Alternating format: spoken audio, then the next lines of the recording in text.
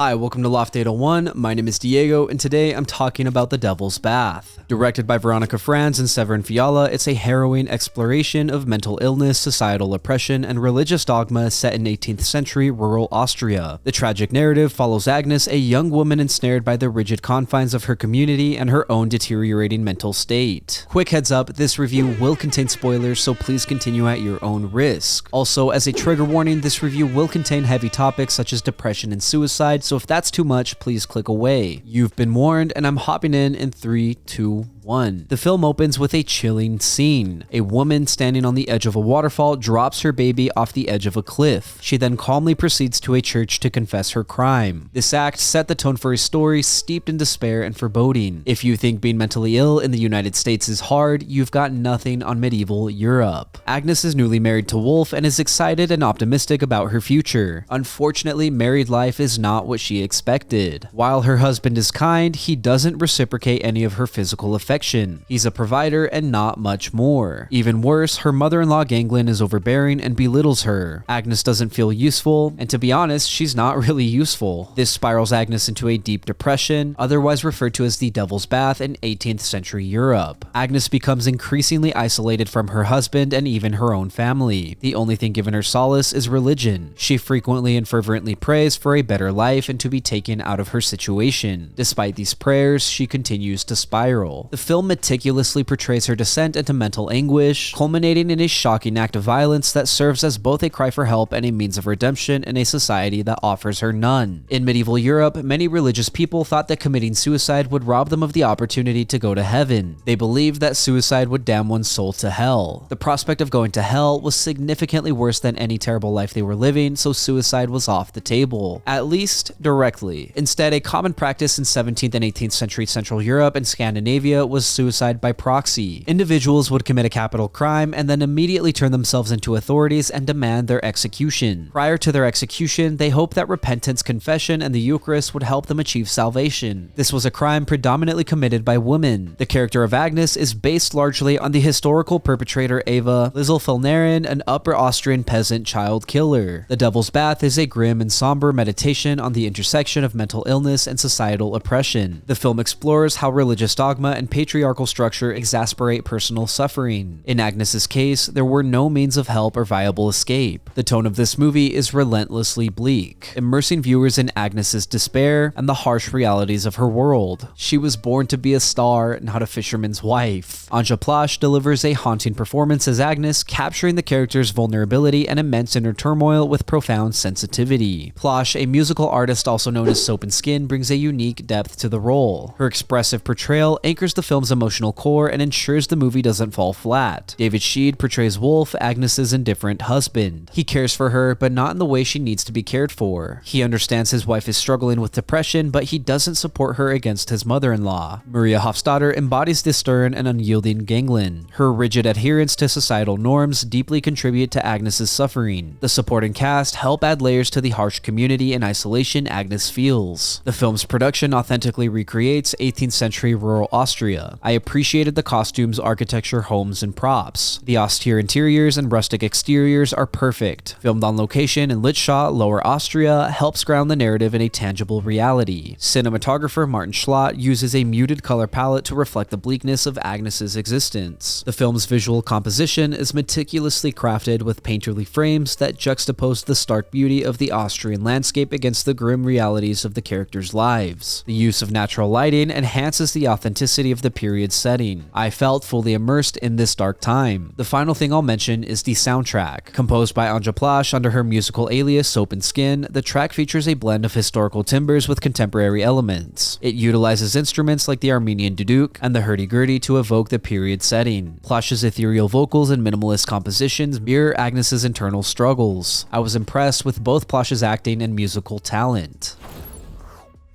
In The Devil's Bath, Veronika, Franz, and Severin Fiala deliver a deeply unsettling exploration of mental illness, societal oppression, and religious dogma in 18th century rural Austria. The story of Agnes, a young woman trapped by her community's rigid expectations and her own deteriorating mind, is brought to life with haunting performances, authentic production design, and painterly cinematography. Anja Plaschg's portrayal of Agnes is a triumph, capturing the character's vulnerability and desperation while also contributing a haunting score under her musical alias Soap and Skin. The film's austere visual palette, natural lighting, and meticulous historical accuracy immerse viewers in the oppressive world of medieval Europe, where patriarchal structures and religious dogma leave no room for solace or redemption. From the chilling opening scene to its shocking conclusion, The Devil's Bath is a bleak yet profoundly affecting meditation on human suffering, the limits of religion, and the devastating consequences of a society that offers no help. This is a tough movie to watch because of the subject matter, but I would still recommend it. Thank you for listening to my review of The Devil's Bath. If you enjoyed the content, leave a like and hit subscribe. If you did not enjoy the content, thank you for sticking around. As always, I would love to read what you have to say, so leave a comment and let me know what you're thinking. Also, if there's something you want to see reviewed, don't forget to let me know and I will do my best to get to it. Lastly, if you want to see some more from me, then you can check out my vlogs linked up above or my podcast Goodfriends. Again, thank you for watching. My name is Diego and I will see you next time.